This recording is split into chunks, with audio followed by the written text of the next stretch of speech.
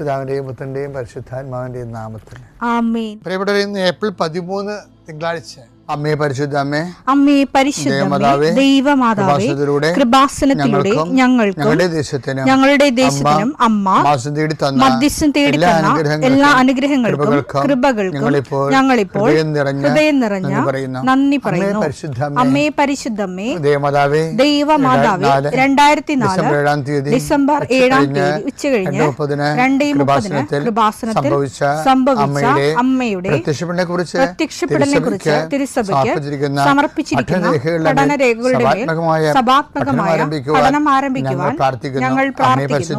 അമ്മേ പരിശുദ്ധമേ, ഭൂസ്വർലോകങ്ങളുടെ രാജ്ഞിയായ അങ്ങേയ്ക്ക് ഭൗമസംരക്ഷണത്തിനായി പ്രപഞ്ചപ്രകൃതിയെ തന്നെ തിരുസഭ പ്രതിഷ്ഠിക്കുവാൻ ഈ പ്രത്യക്ഷീകരണം വഴി ഇടയാക്കണമേ. പരിശുദ്ധമേ, ജപമാല മാതാവേ, സകല കൃപാസനം പ്രാർത്ഥനയോടും ചേർത്ത് ഞങ്ങളിപ്പോൾ പ്രാർത്ഥിക്കുന്ന ഈ കുടുംബത്തിന്റെ പ്രത്യേക നിയോഗം പറ മക്കളെ.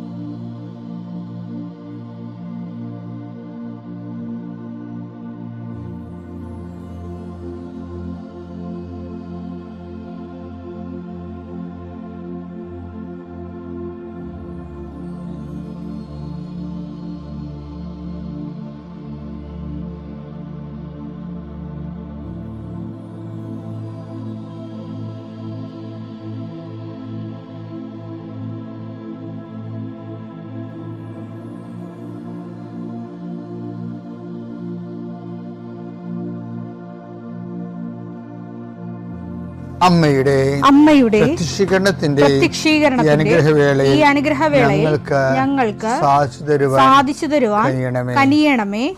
ആമേൻ. വിശ്വാസ പ്രമാണം. സർവശക്തനായ പിതാവും ആകാശത്തിന്റെയും ഭൂമിയുടെയും സൃഷ്ടാവുമായ ദൈവത്തിൽ ഞാൻ വിശ്വസിക്കുന്നു. അവിടുത്തെ ഏകപുത്രനും ഞങ്ങളുടെ കർത്താവുമായ ഈശോമിശിഹായിലും ഞാൻ വിശ്വസിക്കുന്നു.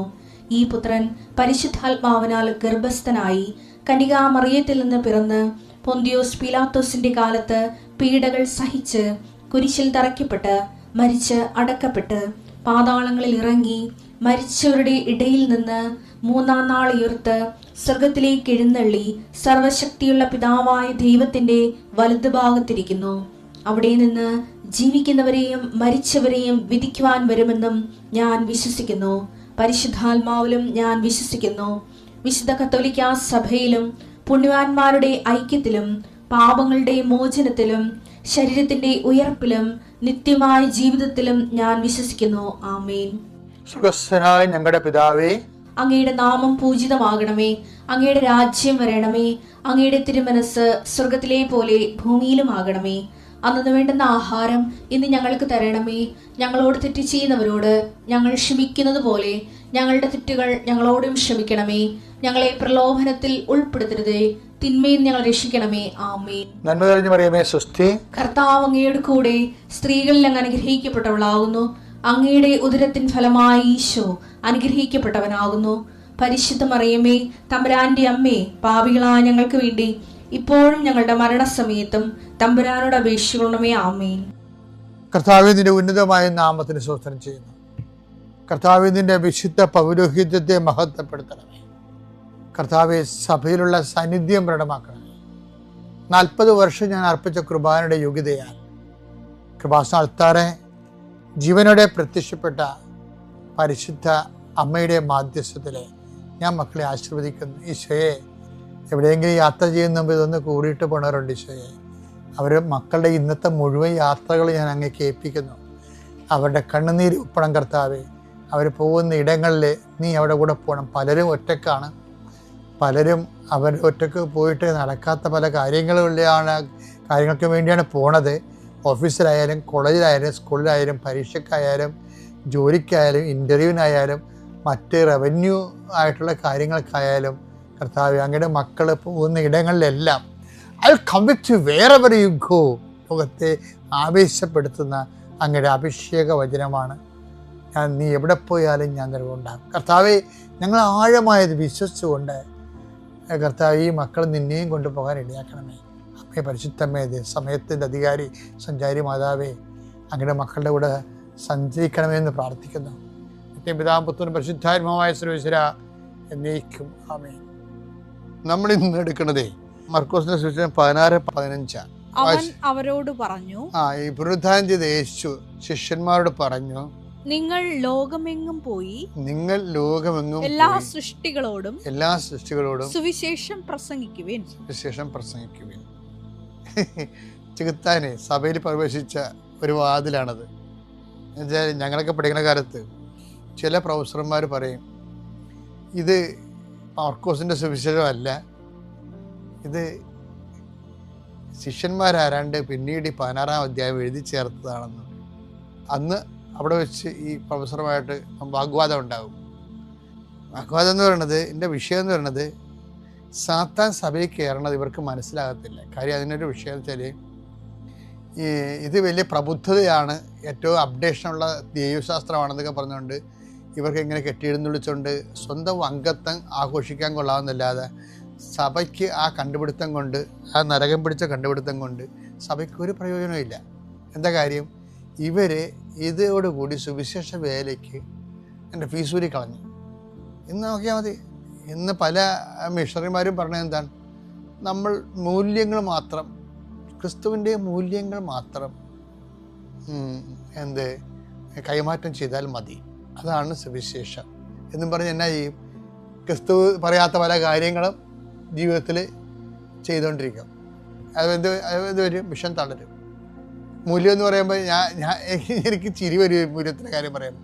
നിങ്ങൾക്ക് തോന്നരുത് ക്രിസ്തു ഒരു മൂല്യം ഇവിടെ ഇല്ലാഞ്ഞിട്ട്, മൂല്യം തരാൻ വേണ്ടിയാണ് ഇങ്ങോട്ട് മനുഷ്യൻ ഇവിടെ മനുഷ്യരാശിക്ക് മൂല്യമൊന്നും ഇല്ലാഞ്ഞിട്ടേ, മൂല്യം ആഡ് ചെയ്യാൻ, വാല്യൂ ആഡ് ചെയ്യാൻ വേണ്ടിയാണ് മനുഷ്യാവതാരം നടത്തിയതെന്ന് തോന്നിപ്പോകും. അത് എല്ലാം ഒരു ഫ്ലക്ച്വേഷനാണ്, വിശ്വാസത്തിൻ്റെ ഫ്രസ്ട്രേഷനാണ് അതെല്ലാം. കാര്യം ആര് ഫോർമുലേറ്റ് ചെയ്താലും ആദിമസഭയുടെ പ്രോഡക്റ്റല്ലേ ഇത്. എക്സ് ഓർ വൈ, ഇനി മർക്കോസ് അല്ല ശിഷ്യനാണെന്ന് പറഞ്ഞാലും സഭ കൈയേൽപ്പിച്ചു തന്നാണിത്. അപ്പം എന്താണ്? സഭയുടെ വിശ്വാസമാണത്. അത് അങ്ങനെയല്ല ഇങ്ങനെയല്ല എന്ന് പറയാൻ ഇവരാരാ?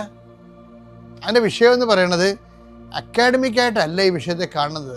ഇതിൻ്റെ വിഷയം, ഇതിനൊരു അഭിഷേക തലമുണ്ട്. അതാണ് എൻ്റെ ഇന്ധനം എന്ന് പറയുന്നത്. മൂല്യം ഇവിടെ ഇല്ലാഞ്ഞിട്ട്, അതുകൊണ്ട് മൂല്യം ഇല്ലാതെ വന്നിട്ട് മനുഷ്യരാശിക്ക് മൂല്യം ഇല്ലാഞ്ഞിട്ട് മൂല്യം കൊറിയർ ചെയ്യാൻ വേണ്ടി, ഉൽപ്പാദിപ്പിക്കാൻ വേണ്ടി ക്രിസ്തു മനുഷ്യാവതാരം ചെയ്താണെന്ന് പറഞ്ഞാൽ ഈശോനെ റെഡ്യൂസ് ചെയ്ത് കുറച്ചും ഒരു വാല്യൂ ആക്കി കളയും. ഈശോ വാല്യൂ അല്ലല്ലോ, രക്ഷാകരമായ വചനമാണ്. ഞാൻ നിങ്ങളോട് പറഞ്ഞ വചനം നിമിത്തം നിങ്ങളെ വിശുദ്ധീകരിക്കുന്നു. ഞാനൊരു മൂല്യമാണെന്ന് ഈശോ ഒരിടത്തും പറഞ്ഞിട്ടില്ല. ഈശോ പറയാത്ത കാര്യം ഈശോയുടെ മേൽ അടിച്ചേൽപ്പിച്ചിട്ട് ഇവർ കർത്താവിൻ്റെ ദൈവിക പദ്ധതിയുടെ പിസൂരണ പിശാചിൻ്റെ പ്രവർത്തനമാണത്. അതിൻ്റെ കാരണം ഞാനിങ്ങനെ പറയാൻ കാരണം, ഞാൻ ഈ കഴിഞ്ഞ ദിവസങ്ങളിലെ ഈ മണിമേഖല എന്നറിയാം, നിങ്ങൾക്ക് പഴയൊരു പുസ്തകമാണ്, നമ്മുടെ സംഘകാലത്തെ പുസ്തകമാണ്. കർത്താവിൻ്റെ കാലത്ത് ഇവിടെ എഴുതിയ പുസ്തകമാണ്, ചിലപ്പതികാരവും. ഈ രണ്ട് പുസ്തകത്തിലും പറയണ ഒരു രാജാവുണ്ട്. അയാൾ ചോഴ രാജാവ്. അയാൾ കാവേരിപ്പും പട്ടണത്തിൻ്റെ അധികാരിയായിരുന്നു, ചോഴ സാമ്രാജ്യത്തിന്. ഈ മണിമേഖലയിലും അതുപോലെ തന്നെ ചിലപ്പതികാരത്തിലും പറയുന്ന ഈ ചോഴൻ, പൂകാർ പട്ടണത്തിൻ്റെ ചക്രവർത്തി, അയാളുടെ പേരിലുള്ള കഥയാണ്. ഇതൊരു ദ്രാവിഡ കഥയാണ്. അപ്പോൾ അതിൽ എന്താ പറഞ്ഞതെന്ന് വെച്ചാൽ, ഒരു കഴുകൻ ഒരു പ്രാവിനെ പിടിക്കാൻ വേണ്ടി വരുമ്പോഴേ ഇയാൾ അതിനെ രക്ഷിക്കും. കാര്യം അഹിംസ എന്നുള്ള ഒരു വലിയ സംഭവം ഇന്ത്യയുടെ ഒരു സംഭാവനയാണ് അഹിംസ. അതിവിടെ കൊണ്ടുവന്ന് ജൈനമതക്കാരാണ്. അപ്പോൾ ഈ പൂകാർ ചക്രവർത്തിയുടെ കരികാല ചോഴൻ എന്ന് പറയുന്ന ആൾ, അല്ല ചോഴല്ല, കരികാല ചോഴനല്ല, ചോഴൻ, പൂകാർ ചക്രവർത്തി അദ്ദേഹം ഒരു ജൈനമതക്കാരനാണ്. അപ്പോൾ ഈ പ്രാവിൻ്റെ ജീവൻ രക്ഷിക്കണം അദ്ദേഹത്തിന്. അപ്പോൾ കഴുകൻ അദ്ദേഹത്തോട് പറയും, ഇതിൻ്റെ ബ്രേക്ക്ഫാസ്റ്റാണ്, ഇതിനെ നീ മാറ്റിയ ഞാൻ പട്ടിണി കിടന്ന് ചാകും. അപ്പോൾ അതും ഹിംസ അല്ലേ? നീ കാരണമല്ലേ ഞാനും മരിക്കാൻ പോണത്. അപ്പോൾ നിനക്കെന്ത് വേണമെന്ന് ചോദിക്കും. പറയണം എനിക്ക് ഇറച്ചി കിട്ടിയാൽ മതി. അപ്പോൾ ഉടനെ ത്യാഗം സഹിച്ചും സ്വന്തം ആ പ്രാവിൻ്റെ തൂക്കത്തിനോട് അത്രയും രക്തം ചോരയുടെ കൂടി രക്തം എടുത്ത് മുറിച്ചുവിന് കൊടുക്കും. അത് കഥയാണെന്ന് നിങ്ങൾക്ക് പറയാം, പക്ഷേ അന്നത്തെ കാലത്തുള്ള മൂല്യമാണത്. നമുക്ക് കേൾക്കുമ്പോൾ കഥയാണെന്ന് അറിയാൻ പറ്റും, പക്ഷേ അന്ന് ഇവിടെ ഉണ്ടായിരുന്ന ജൈനമതക്കാർ കൊണ്ടുവന്നൊരു മൂല്യമാണത്. അഹിംസ എന്നുള്ള രീതിയിൽ വളരെ ജ്വലിക്കുന്നൊരു മൂല്യമാണ്. അപ്പം അഹിംസ വരുമ്പോൾ പിന്നെ അതിൻ്റെ കൂടെ ഉണ്ടാകുന്ന ഒത്തിരി മൂല്യങ്ങളുണ്ടല്ലോ. ത്യാഗമുണ്ട്, ക്ഷമയുണ്ട്, ദയയുണ്ട്. നമ്മൾ പറയുന്ന ബൈബിളിൽ പറയുന്ന എല്ലാ മൂല്യങ്ങളും എല്ലാ വിഷയങ്ങളും ഇവിടെ ഉണ്ടായിരുന്നതാണ്. മറ്റ് രാജ്യങ്ങളുണ്ടായില്ലെന്നല്ല, നമ്മൾക്കൂടെ ഉണ്ടായിരുന്നതാണ്. അപ്പോൾ ഇവിടെ എന്താ വിഷയം? മൂല്യമല്ല വിഷയം. ദ പേഴ്സൺ ജീസസ്, അതാണ് വിഷയം. പിതാവിൻ്റെ, അതാണ് ഈശോ പറയുന്നത്, നിങ്ങൾ ലോകം മുഴുവനും പോയി പിതാവിൻ്റെയും പുത്രൻ്റെയും പരിശുദ്ധാത്മാവിൻ്റെ നാമത്തിൽ അവർ സ്നാനപ്പെടുത്തുകയും. എന്താ കാര്യം? ഇതിൽ ഞാൻ പഠിപ്പിച്ചിട്ടുള്ളതെല്ലാം അവരെ അഭ്യസിപ്പിക്കുകയും. ഒരു വാല്യൂ കൺവേ ചെയ്യുന്നതിനേക്കാൾ വലിയ വിഷയമാണ് പാപത്തിന് പരിഹാരമായി ഈശോ നേടിയെടുത്ത രക്ഷ ഇല്ല അവർക്ക് പങ്കാളിത്തം നൽകുക. അതാണ് ബൈബിളിൻ്റെ മൂല്യം. അല്ലാതെ ആ ഒരു സംഭവത്തെ തൊട്ട് കഴിയുമ്പോൾ അത് പിന്നീട് എഴുതി ചേർത്താണെന്നൊക്കെ പറഞ്ഞാൽ എന്തിനാണ്? പണിക്ക് ഈ ജോലി ചെയ്യാതിരിക്കാൻ വേണ്ടിയുള്ള അടവാണ്. എന്നിട്ട് എന്തെങ്കിലുമൊക്കെ എഴുതി പിടിച്ച് റിസർച്ചൊക്കെ ചെയ്ത് അവരവരുടെ ജീവിതകാലം മുഴുവൻ മിഷണറിയാണെന്ന് പറഞ്ഞിരിക്കുകയും ചെയ്യും. മിഷൻ മേഖലയിലെല്ലാം തളർച്ചയുണ്ട് നമുക്ക്. അതുകൊണ്ട് സഭയ്ക്ക് വേണ്ടി പ്രാർത്ഥിക്കണം. മൂല്യമല്ല പ്രശ്നം, കർത്താവായ വ്യക്തിയിലൂടെ സാധിച്ച രക്ഷയാണ് വിഷയം. പിതാവിൻ്റെയും പുത്രൻ്റെയും പരിശുദ്ധാത്മാവിൻ്റെയും നാമം.